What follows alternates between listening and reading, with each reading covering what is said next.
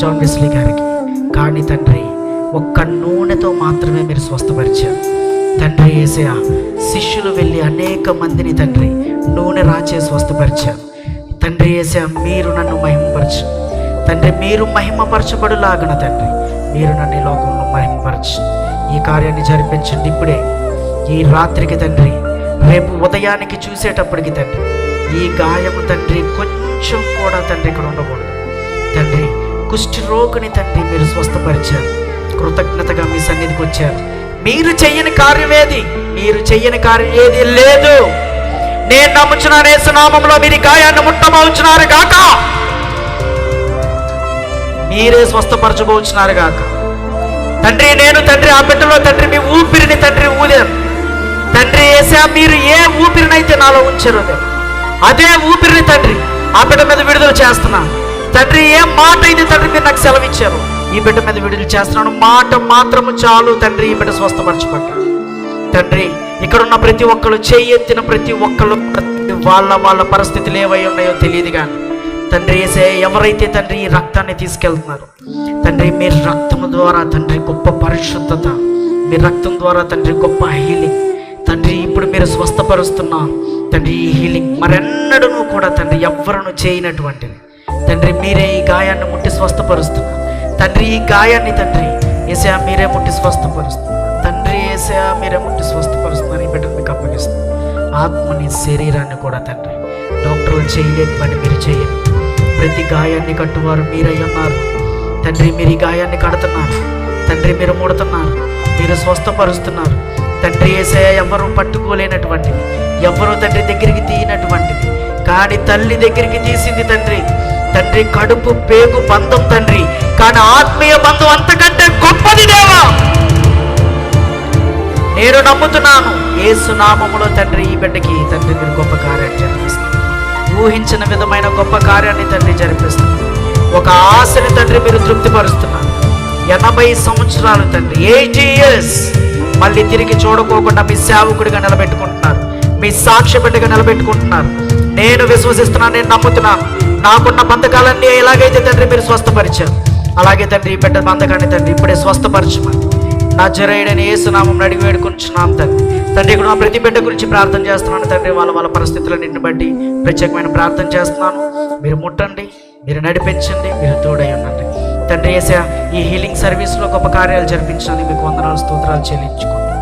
ఇప్పుడే పరిశుద్ధాత్మ శక్తితో నజరేయుడైన యేసు నామమున ప్రతి ఒక్కళ్ళు ఏవేవైతే వాళ్ళ ఆలోచనలు అనుకున్నారో అవన్నీ వాళ్ళ కోరికను ఆలోచనను సిద్ధింపచేయబోచున్నారు కాక. ఆమేన్. తండ్రి యొక్క కుమారుని యొక్క పరిశుద్ధాత్మ యొక్క అన్యోన్య సహవాసం మీకును నాకును సమాధానకరంగా ఉంటుంది కాక. Amen. Come on, open your eyes. 80 సంవత్సరాలు మీరు ముసలోళ్ళు అయిపోయి వెళ్ళిపోతారు. మీ అబ్బాయి ఏ క్లాస్ కానీ దేవుని పనియే చేస్తారు. ఏం చేస్తారు? దేవుని పనియే చేస్తారు. ఇంకే పని చేయరు. వాటిని మీకంటే కూడా దేవుని సన్నిధిలో ఎక్కువ పెంచుతారు. ఓకేనా? దేవుడు మీరు అనుకున్న దాని మీద వాడిని తీసుకుని వెళ్ళి ఉన్నత స్థాయిలో ఉంచుతారు.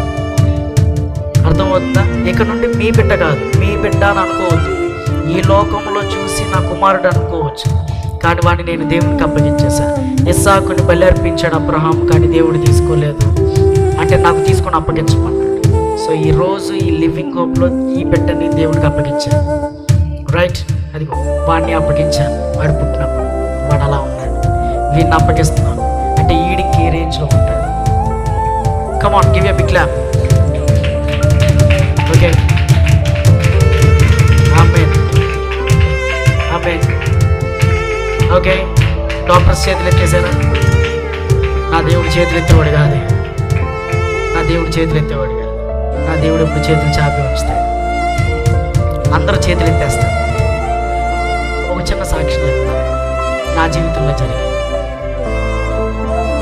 ఒక తల్లిని నాలుక కట్ చేసి, క్యాన్సర్ నాలుగు కట్ చేసి, ఆవిడ నాలుగు అంటే మొత్తం చుట్టూ అంతా నిజమైతే డాక్టర్స్ చెప్పారు ఇక జీవితంలో మాట్లాడలేదు.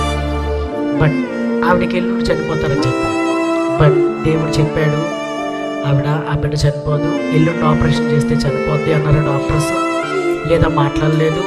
మేము చెప్పలేమన్నారు, తీసుకెళ్ళిపోమన్నారు. ఇలాగే నాకు మెసేజ్ పంపింది, దేవుడు మీతో మాట్లాడమన్నాడు అని. ఒక మాటే చెప్పాము, దేవుడు మిమ్మల్ని సాక్ష్యపెట్టగా నిలబెట్టుకున్నారు. నవ్వింది. 3వ రోజు వెళ్ళింది. ఇప్పటికి 2 సంవత్సరాలు అయింది. ఈరోజు మాట్లాడిన ఆవిడ కూడా దేవుని యొక్క వాక్యాన్ని ప్రకటిస్తుంది. ఆమేన్. మీ బిడ్డ కూడా అంతటి గొప్పవాడు అవుతాడు. మీరు చూస్తూనే ఉంటారు, ఇక్కడ మనందరం చూస్తాను. Amen. Come on, give a big clap. తల్లిని బట్టి కాదు కానీ దేవుడు బిడ్డను బట్టి తల్లిని ఆశీర్వదిస్తాడు. ఆమేన్. బిడ్డను బట్టి తల్లిని ఆశీర్వదిస్తాడు. వీడికి ఇంకొక 2-3 రోజుల్లో తగ్గిపోద్ది. అంటే ఈ ఆదివారం కల్లా మళ్ళీ మీరు ఇక్కడికి వచ్చేస్తారు. ఆదివారం కల్లా మీ బిడ్డను తీసుకొని అరుచుకుంటూ, పరిగెట్టుకుంటూ, గంతులు వేసుకుంటూ ఇక్కడికి వచ్చి ఎక్కుతాడు ఈ కొండ. హల్లెలూయా. దేవుడు అంత స్వస్థపరుస్తున్నాడు. నమ్మకంగా ఉండండి మీ బిడ్డ కోసం. మీ బిడ్డే మీ జీవితాలు నిలబెడతాడు. ఆమేన్. ఇది ఒక ప్రవక్త ప్రార్థన చేసి నాకు ఇచ్చాడు. ఒక ప్రవక్త ప్రార్థన చేసి నన్ను జెమిమని అభిషేకించాడు వేరే దేశంలో.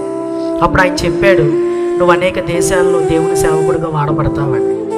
ఆయన అన్న తర్వాత నేను ఇక్కడికి వచ్చి అలాగే అయిపోయాను. మళ్ళీ ఇది ఎవరి చేతికి ఇస్తున్నానంటే నా బిడ్డ చేతికి ఇస్తున్నాను. తీసుకొని ఇదే నీకు మెడిసిన్.